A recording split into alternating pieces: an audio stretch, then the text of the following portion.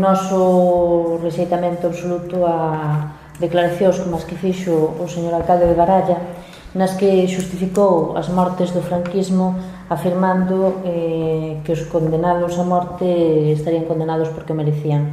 Pola miña parte, como portavoz do BNG de Baralla, incidir en dúas ou tres cuestións.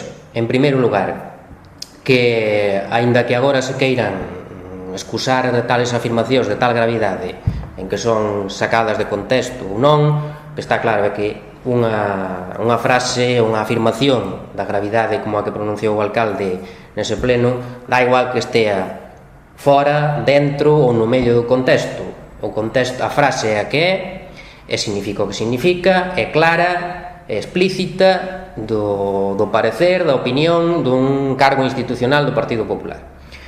Nese sentido, terá que ser o Partido Popular quen públicamente aclare se comparte, se avala, se asume unhas declaracións desa gravidade.